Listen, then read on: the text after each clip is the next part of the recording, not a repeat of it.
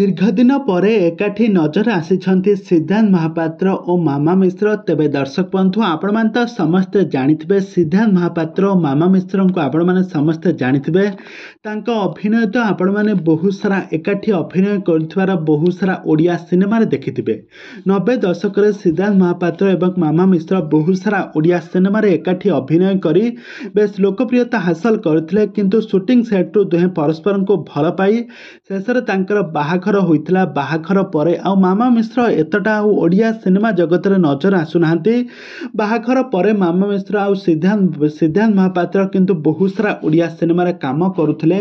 କିନ୍ତୁ ମାମା ମିଶ୍ର ଆଉ ଆଜି ପର୍ଯ୍ୟନ୍ତ ବି ଓଡ଼ିଆ ସିନେମାରେ ନଜର ଆସିନାହାନ୍ତି। କାହିଁକି ନା ତାଙ୍କର ଗୋଟିଏ ପୁଅ ଏବଂ ଗୋଟିଏ ଝିଅ ଆଉ ପରିବାରର ସମସ୍ତ ସଦସ୍ୟ ଦାୟିତ୍ୱକୁ ସମ୍ଭାଳୁଥିଲେ ମାମା ମିଶ୍ର।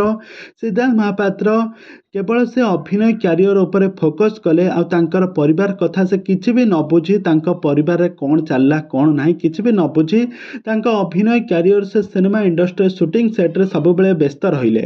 ଆଉ ଏପଟରେ ମାମା ମିଶ୍ର ସବୁବେଳେ ତାଙ୍କ ପରିବାରକୁ ସବୁବେଳେ ସମ୍ଭାଳିଥାନ୍ତି। କିନ୍ତୁ ବର୍ତ୍ତମାନ ସମୟରେ ଯାହା ଶୁଣିବାକୁ ମିଳୁଛି ଆଗାମୀ ଦିନମାନଙ୍କରେ ମାମା ମିଶ୍ର ଓ ସିଦ୍ଧାନ୍ତ ମହାପାତ୍ର ପୁଣି ଥରେ ଗୋଟେ ନୂଆ ଓଡ଼ିଆ ସିନେମାରେ ଅଭିନୟ କରିବା ପାଇଁ ଯାଉଛନ୍ତି। ତେବେ ଦର୍ଶକ ବନ୍ଧୁ, ମାମା ମିଶ୍ର ଓ ସିଦ୍ଧାନ୍ତ ମହାପାତ୍ରଙ୍କର କେଉଁ ସିନେମାଟି ଆପଣମାନଙ୍କୁ ଅଧିକ ପସନ୍ଦ ଲାଗିଥିଲା ଆମକୁ ନିହାତି ଭାବେ କମେଣ୍ଟ ବକ୍ସରେ କମେଣ୍ଟ କରନ୍ତୁ। ସିଦ୍ଧାନ୍ତ ଓ ମାମା ମିଶ୍ର ପୁଣି ଥରେ କେଉଁ ଓଡ଼ିଆ ସିନେମାରେ ଅଭିନୟ କରିବେ ତାହା ତ ଏପର୍ଯ୍ୟନ୍ତ ସୂଚନା ମିଳିନାହିଁ। କିନ୍ତୁ ଏଇ ଗତ ଦିନମାନଙ୍କରେ ସିଦ୍ଧାନ୍ତ ଏବଂ ସେ ମାମା ମିଶ୍ରଙ୍କର ଗୋଟେ ଇଣ୍ଟରଭ୍ୟୁରେ ପଚରା ଯାଇଥିଲା, ତମେ ଦୁହେଁ ପୁଣି କେବେ ଫେରୁଛ?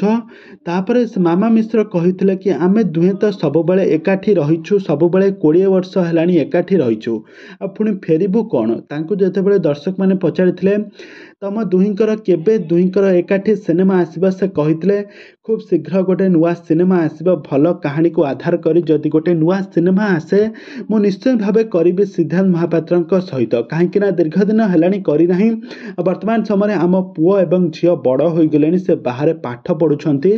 ଏବେ ପରିବାରର ଆଉ କିଛି ବି ଦାୟିତ୍ୱ ନାହିଁ। ଏବେ ମୁଁ ପୁଣି ଥରେ ସିଦ୍ଧାନ୍ତଙ୍କ ସହିତ ପୁଣି ଥରେ ଅଭିନୟ କରିବା ପାଇଁ ରାଜି ଅଛି। ତେବେ ଦର୍ଶକ ବନ୍ଧୁ, ଖୁବ୍ ଶୀଘ୍ର ସିଦ୍ଧାନ୍ତ ମହାପାତ୍ର ଏବଂ ମାମା ମିଶ୍ରଙ୍କର ଆଗାମୀ ଦିନମାନଙ୍କରେ ଗୋଟେ ନୂଆ ସିନେମା ଆସିବା ପାଇଁ ଯାଉଛି। ଆପଣମାନେ ଏହି ସିନେମାକୁ ଦେଖିବା ପାଇଁ କେତେ ମାତ୍ରାରେ ଏକ୍ସାଇଟେଡ୍ ଅଛନ୍ତି ଆମକୁ ନିହାତି ଭାବେ କମେଣ୍ଟ ବକ୍ସରେ କମେଣ୍ଟ କରନ୍ତୁ।